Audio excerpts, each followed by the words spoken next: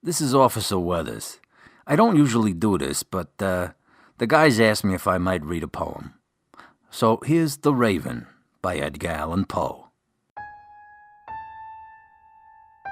Once upon a midnight dreary, while I pondered, weak and weary, over a quaint and curious volume of forgotten lore, while I nodded, nearly napping, suddenly there came a tapping, as if someone gently rapping at my chamber door.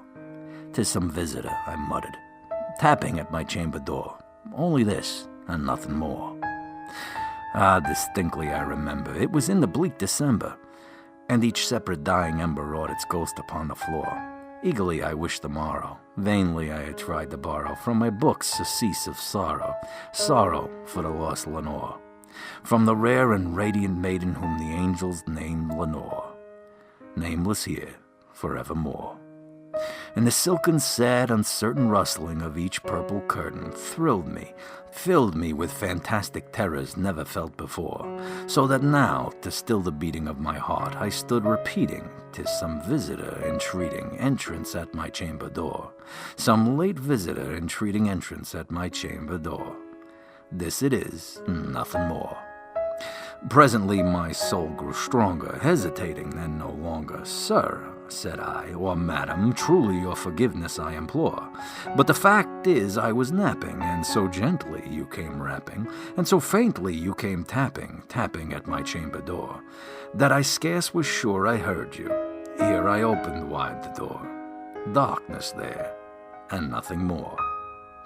Deep into that darkness peering, long I stood there wondering, fearing, doubting, dreaming dreams no mortal ever dared to dream before.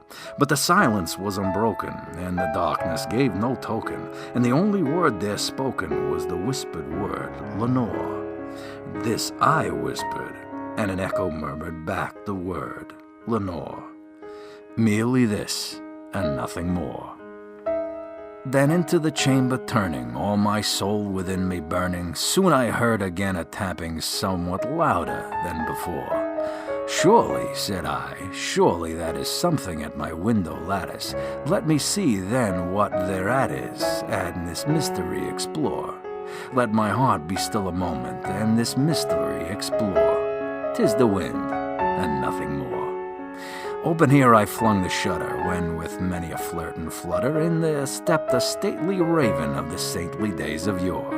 Not the least obeisance made he, not an instant stopped or stayed he, but with mien of lord and lady perched above my chamber door, perched upon a bust of Pallas just above my chamber door, perched and sat, and nothing more. Then this ebony bird beguiling my sad fancy into smiling by the grave and stern decorum of the countenance it wore. "Though thy crest be shorn and shaven, thou," I said, "art sure no craven, ghastly grim and ancient raven wandering from the nightly shore. Tell me why thy lordly name is on the night's Plutonian shore." Quoth the raven, "Nevermore." Much I marveled this ungainly fowl to hear discourse so plainly, though its answer little meaning, little relevancy bore. For we cannot help agreeing that no sublunary being ever yet was blessed with seeing bird above his chamber door, bird or beast upon the sculptured bust above his chamber door, with such a name as Nevermore.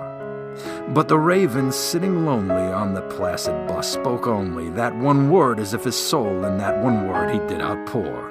Nothing farther than he uttered, not a feather than he fluttered, till I scarcely more than muttered, "Other friends have flown before.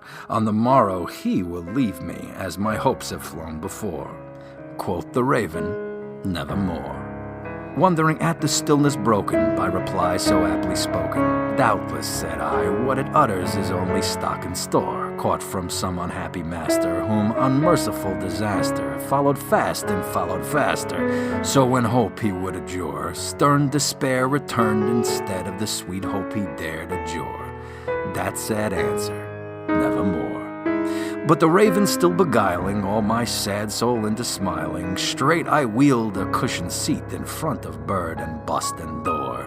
Then upon the velvet sinking, I betook myself to linking fancy unto fancy, thinking what this ominous bird of yore, what this grim, ungainly, ghastly, gaunt, and ominous bird of yore meant in croaking, nevermore. This I sat engaged in guessing, but no syllable expressing to the fowl whose fiery eyes now burned into my bosom's core. This and more I sat divining, with my head at ease reclining on the cushion's velvet lining that the lamplight gloated o'er, but whose velvet violet lining with the lamplight gloating o'er she shall press, nevermore. Then, methought, the air grew denser, perfumed from an unseen censer, swung by angels whose faint footfalls tinkled on the tufted floor. Wretch, I cried, thy God hath lent thee, by these angels he hath sent thee, respite, and nepenthe from thy memories of Lenore. Let me quaff this kind nepenthe, and forget the lost Lenore. Quoth the raven, nevermore. Prophet, said I, thing of evil, prophet still, if bird or devil, whether tempter sent or whether tempest tossed thee here ashore, desolate yet all undaunted, on this desert land enchanted, on this home by horror haunted, tell me truly, I implore, is there balm in Gilead? Tell me, I implore. Quoth the raven, nevermore. Prophet, said I, thing of evil, prophet still, if bird or devil, by that heaven that bends above us, by that God we both adore, tell this soul with sorrow laden, if within the distant Aidenn it shall clasp a sainted maiden whom the angels name Lenore, clasp a rare and radiant maiden whom the angels name Lenore. Quoth the raven, nevermore. Be that word our sign of parting, bird or fiend, I shrieked upstarting, get thee back into the tempest and the night's plutonium shore. Leave no black plume as a token of that lie thy soul hath spoken. Leave my loneliness unbroken, quit the bust above my door. Take thy beak from out my heart and take thy form from off my door. Quoth the raven, nevermore. And the raven, never flitting, still is sitting on the pallid bust of Pallas just above my chamber door.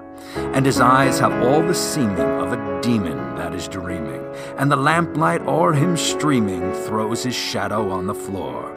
And my soul from out that shadow that lies floating on the floor shall be lifted nevermore.